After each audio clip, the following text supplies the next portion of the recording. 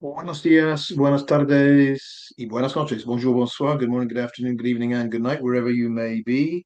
Jay Slater case, it is part five, or maybe part six, I think, of things that make the foul play group so very, very suspicious that the Jay Slater case is not simply about a tragic accident, that there is so much stuff in the background that only a fool would believe that the Jay Slater case is only about an accident.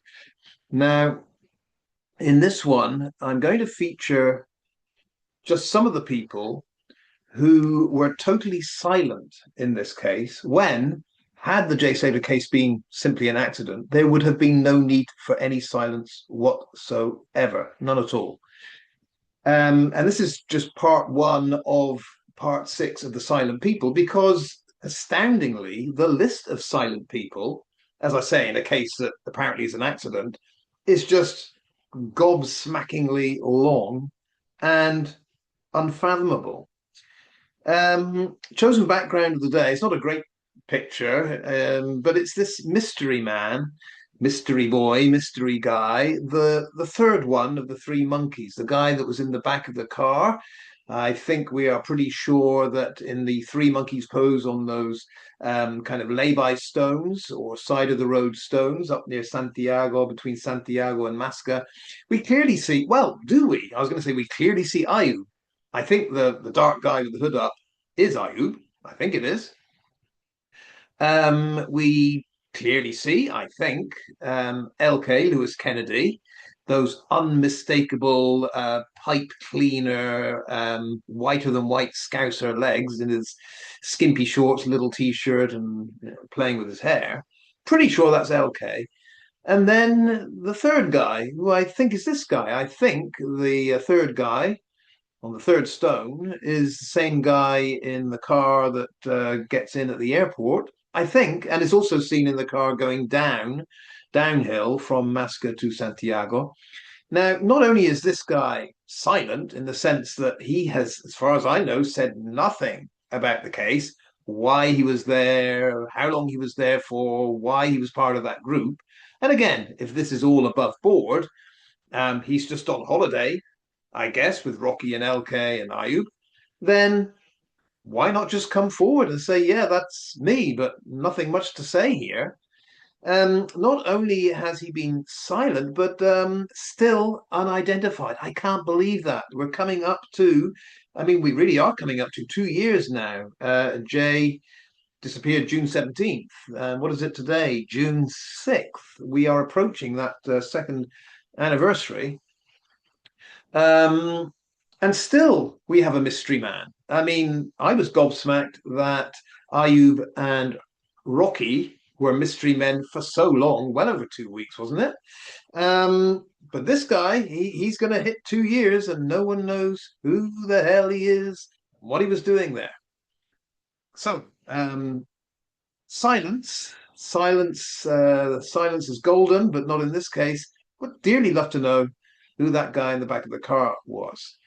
Um, Silent person number two that causes many red flags for me is Dodgy Mayor Roman, because he was privy to a lot of information from day one, and you would have thought, as the agent for that Airbnb, that he would have come forward immediately with all of the information needed to help in this case.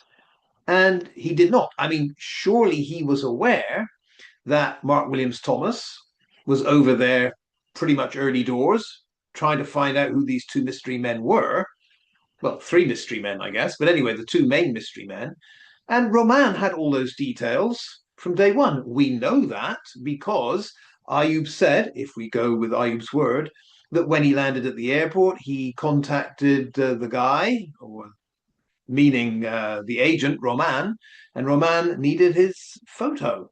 Well, it's standard practice in Spain. I think it probably is in every country now, just about every country, that when you do stay in holiday accommodation, you give your identity document, usually your passport, but you give that information to the agent or the owner. In this case, it seems to me that Roman was handling everything for Ophelia and Ramon. I do imagine Ophelia and Ramon are kind of set in their rather rural conservative ways, and they're probably not that adept at the whole Airbnb online booking thing. I don't want to generalize, but it makes perfect sense that that younger man, Roman, would be in charge of all this. Well, I would say that Roman, with all of that information, knowing what has happened, just down the road, you got helicopters and dogs, and it's on the news, and everyone's looking for this boy. You would have thought, unprompted, Roman would have just come forward and said, "These are the people that stayed here. There you go. Enjoy interviewing them, or knock yourself out with that information." And more than that, would have come forward with exact details of when that booking was made, under the name of whom, when was all this submitted, the photograph. Are you telling the truth here?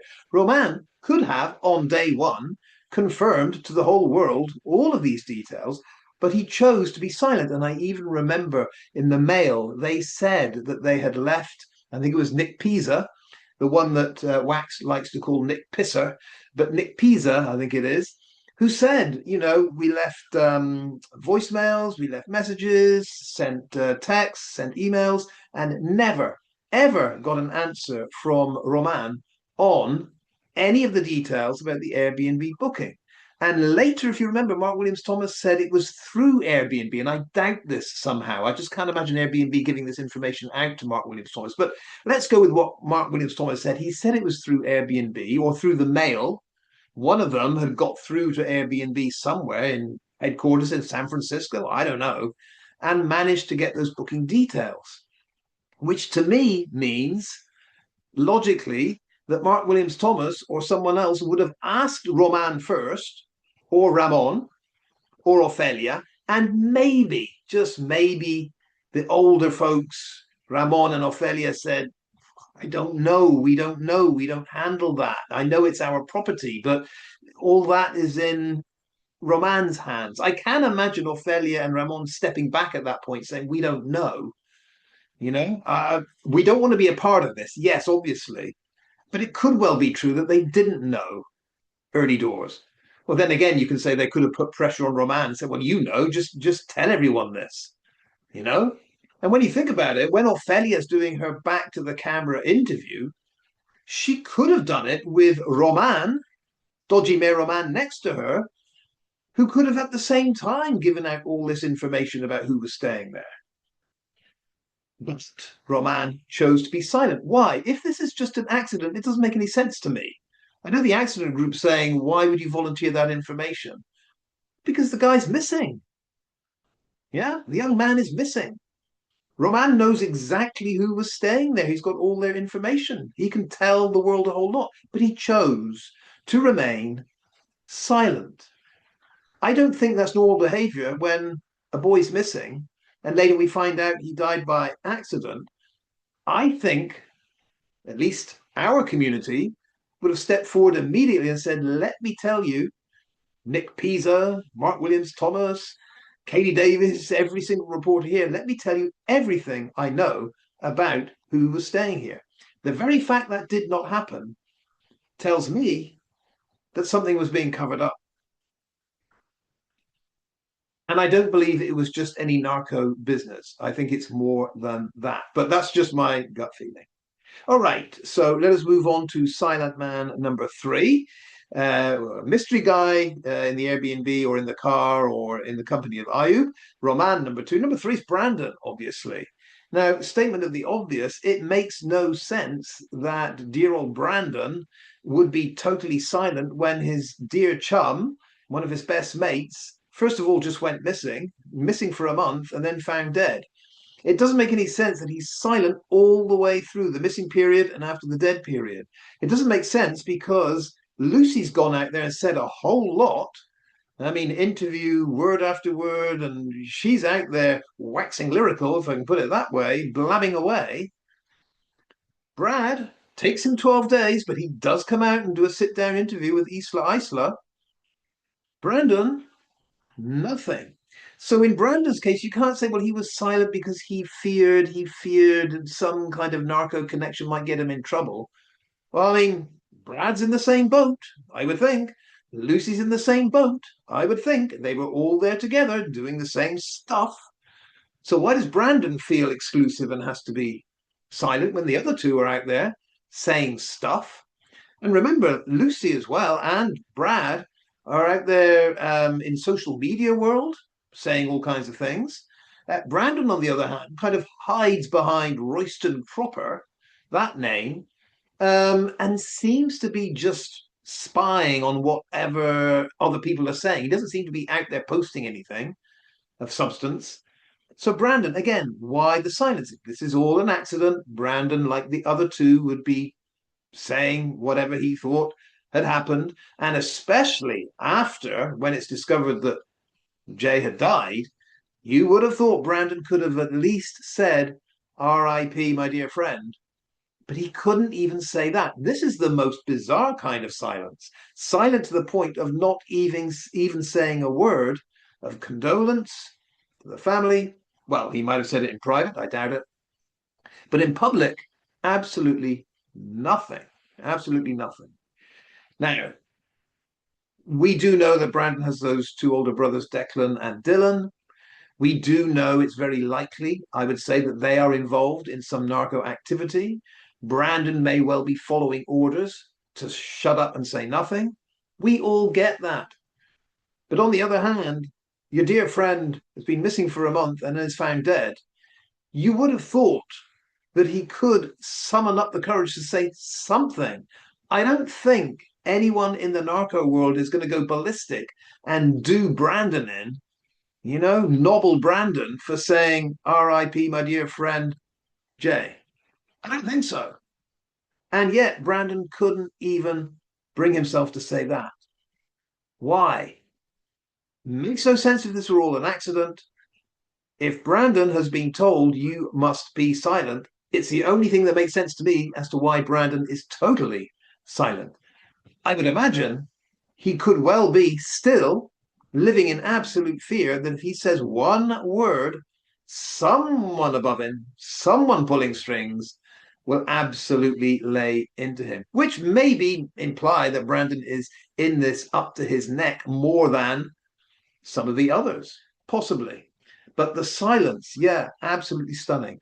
But for me, just to wrap this part up, the most stunning silence isn't any of those. I mean, it's kind of jaw dropping that Roman has nothing to say, that Brandon has nothing to say, the mystery guy is still a mystery guy, nothing to say. Yeah. But the real silence that got to me was Debbie, Warrn, and Zach. Because some people have forgotten that after the funeral, there was silence. We went month after month after month after month. And Debbie in particular, but all of them, I think the blame can be shared here, but Debbie in particular was silent, did not say anything. While all of those lives were going on with Chris Tenerife drunk and blabbing away and in his own misogynistic way, attacking the likes of Francesca and Danielle. All of that kerfuffle about who Johnny Vegas is, Luggy and Ayub and Sharon all blabbing away. Ayub saying, yeah, if you give us some coin, we'll invest it in crypto for you and you pay another fee and Brandon will come and speak. Silence. The family, as far as I know, never issued a word of disgust at all of that or any of that. All of that social media blabbing, they were fine with that. I guess that wasn't the kind of social media tragedy trolling that they disliked, even though you could define it as tragedy trolling. We've got a tragedy here, and Ayub is saying, yeah, give us some money and Brandon will talk. Debbie, silent. Warrn, silent. Zach, silent. Zach, for example, I think has only come out and lost his, blown his top, lost his rag, if you like, when he started to go on about the effing media this and the effing media that. But where was the anger in all those months after the funeral when social media was going crazy trying to figure out, is this an accident or is there still more to be seen here? I don't understand. And particularly from the mother, I know maybe I'm kind of zoning in on Debbie again here, but in our community, we have so many mothers, we have so many grandmothers that say they just could not be silent about this. You have so many people that knew Jay, were with Jay, spent time with Jay, spent those days of the festival with Jay, and yet when he disappears and then he's found dead, they can't come forward and tell word by word what happened. They all tell lies. They all contradict each other. They all make stuff up. We know that. And yet Debbie is just silent all this time. And what bothers me about Debbie's silence is it's only broken when Debbie thinks she has an opening to shut the people up that are trying to get others to talk and tell us what happened. This is what's baffling, is that what breaks Debbie's silence is a sudden urge to get a petition going to shut people up so that everyone is silent. This doesn't make any sense to us. Let me address the accident group here. What makes sense to us is that the mother and the father and the brother would be doing all they possibly could to find out what happened to Jay. And no one knows that. No one knows what happened to Jay. It's all guesswork, every bit of it.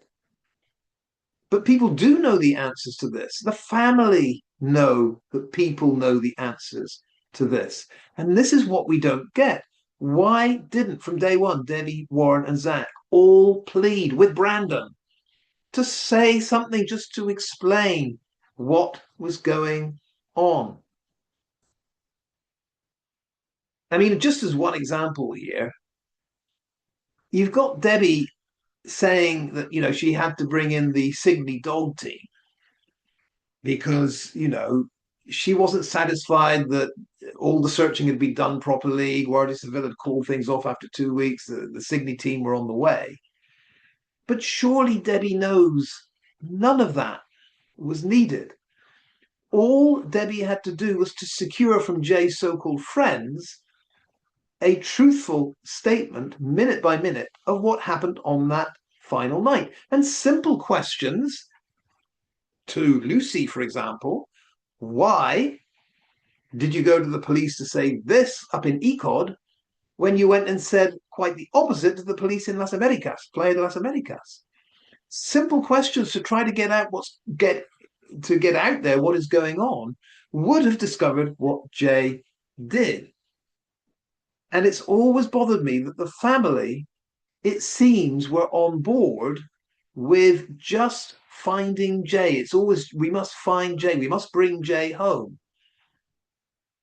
I'm dismayed that neither Debbie nor Warrn nor Zach at any point, even though they said, I think Jay's been taken, and even though they said, I don't think Jay's up in these mountains, and even though they said, no one's going to leave that road, look at it, even though they said all that, no point did they ever say, we just need to sit down with the people that know Jay to find out what was going on here.